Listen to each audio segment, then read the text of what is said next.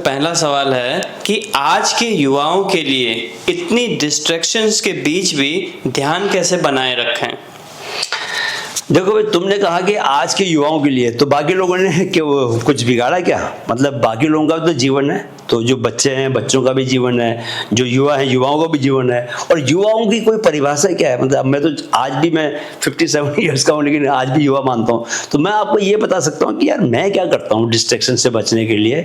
और जो मैं करता हूँ वो अगर कोई 30 साल का बंदा या 20 साल का बंदा करेगा या बंदी करेगी तो उसको भी उसका फायदा होगा। मतलब मुझे ऐसा लगता है कि मैं बिल्कुल भी कतई डिस्ट्रैक्टेड नहीं हूँ। जो मैं जीवन में चाहता हूँ, जो मेरी मंजिल है, जो मैं अपने को जहाँ पहुँचाना चाहता हूँ, उसमें मदद करने वाले सारे काम करता हूं।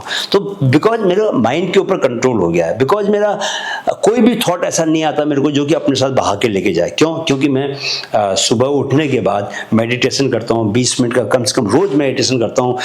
तो मेडिटेशन करने से क्या होता है कि आप ऑब्जर्वर की भूमिका में आप आते जाते हैं। मतलब slowly you become an observer, और आपके थॉट जो है आपको पकड़ नहीं पाते। आपको एक दिन में कितने थॉट्स आते हैं? 60,000 थॉट्स आते हैं। तो जो लोग ये प्रैक्टिस नहीं करते वो हर थॉट उनको पकड़ लेता है, तो आप थॉट से फ्री नहीं हो पाते।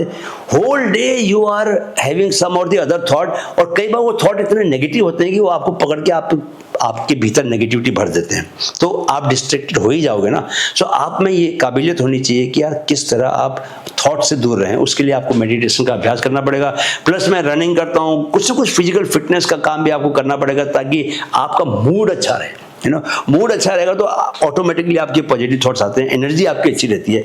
एनर्जी ही सारा खेल है। तो आप एनर्जी को कैसे अच्छा बना के रखें? आपको खाना भी अच्छा खाना चाहिए। खराब खाना खाओगे तो अपने आप थॉट्स खराब आएंगे। जैसा खाना खाओगे आपके थॉट वैसे आएंगे। जब थॉट वैसे आएंगे तो वो आपके भीतर वैसी ही एनर्जी पैदा करेंगे। आप अगर तामसिक खाना खाओगे तो आपके भीतर जो है नेगेटिव थॉट्स आएंगे, और वो आपके भीतर नेगेटिव इमोशंस लेके आएंगे। दूसरों से चिढ़ना, दूसरों पर गुस्सा करना, या आपको फियर, डर लगेगा।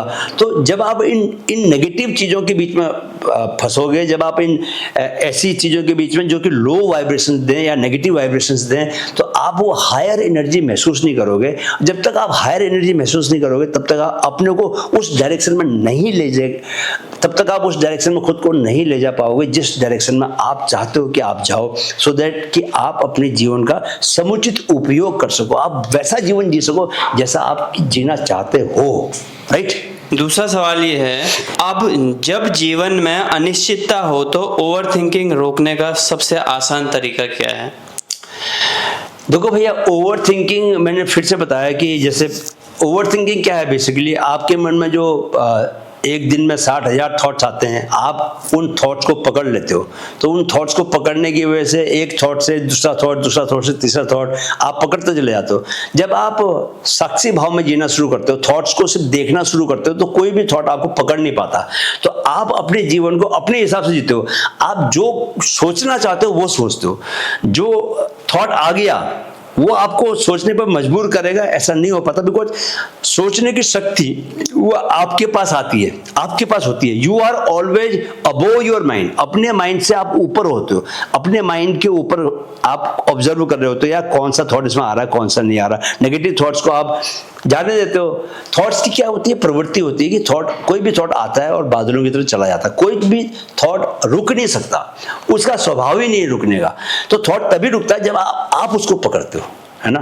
तो आप अगर पकड़ नहीं रहे तो नेगेटिव थॉट कितना भी बड़ा नेगेटिव हो, कितना भी ज्यादा काला बादल हो, वो चला ही जाएगा।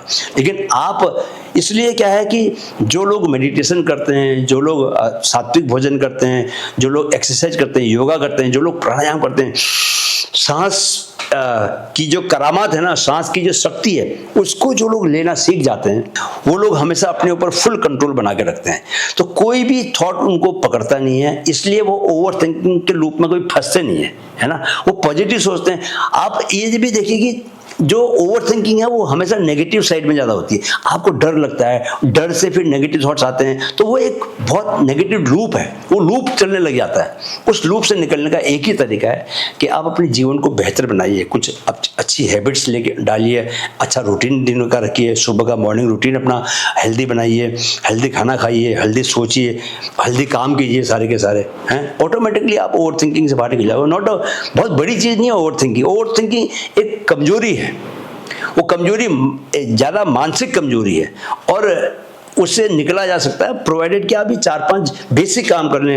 आप मेडिटेशन करना शुरू करें, आप अच्छा खाना शुरू करें, आप रेगुलर एक्सरसाइज करनी शुरू करें, आप प्राणायाम करना शुरू करें। आप करके देखिए, आप ये 4 चीज़ कीजिए चलिए, और आप ऑटोमेटिकली आप 1 महीना करके देखिए, आप 1 महीने में आपको रिजल्ट मिल जाएगा। तीसरा सवाल ये है कि सोशल मीडिया से आने वाले कंपैरिजन और दबाव को कैसे संभालें? भाई सोशल मीडिया से कंपैरिजन और दबाव तो तभी आपको मिलेगा ना जबकि आप वहाँ रहोगे। जब आप वहाँ रहोगे दिन भर और वहाँ देखते रहोगे दूसरों को, दूसरा क्या कर रहा है, तभी आप उनसे कंपेयर करोगे। यार दूसरा तो यूनान घूमने गया हुआ है, यूनान बोल रहा हूँ यूरोप घूमने गया हुआ है, कोई अमेरिका घूमने गया हुआ है, और सब लोग वहाँ घूमने गए तो घूमते हुए वो लोग अच्छी अच्छी फ़ोटो लगाएंगे, अच्छी खूबसूरत कपड़े पहने होंगे उन्होंने, कहीं कहीं पार्टी वार्टी कर रहे होंगे। लेकिन मैं आपको एक चीज़ बताता हूँ कि इंसान कोई भीतर से क्या महसूस कर रहा है वो उसकी तस्वीरें देख के आप बता नहीं सकते। हो सकता है कि भीतर से बहुत दुखी हो, बाहर से पार्टी बना रहा हो, है ना। तो दूसरों से आप जब तुलना तभी आप करेंगे जब आप उनको देखेंगे। देखो आंखें जो देखती हैं, जो भी देखेगी उसी की एनर्जी आंखों में जाएगी, राइट। अगर आप देखोगे ही नहीं, है ना, तो फिर कहाँ से होगा। दबाव भी तभी बनता है, दबाव तब बनता है जब आप कोई चीज़ को पाना चाहते हो और आपके भीतर वो काबिलियत है नहीं। जो काम आपको करना चाहिए उसमें आप समय नहीं लगा रहे और रिजल्ट आप चाहते हो कि बहुत बड़ा रिजल्ट आपको मिल जाए, तो कॉन्फ्लिक्ट हो रहा है ना। आप अगर जो चीज़ पाना चाहते हो उस पर अगर आप टाइम लगाओगे, एफर्ट लगाओगे, तो आपको मज़ा आएगा। You will enjoy the process, और उस मज़े में आप रिजल्ट को भी भूल जाओगे। तभी जैसे गीता में बोला गया ना, कर्म किए जाओ, कर्मण्येवाधिकार रस्ते में फलेषु कदाचन। तो रिजल्ट तब भूलोगे आप जब काम करने में मज़ा आएगा, है ना। तो काम करने में मज़ा कब आएगा?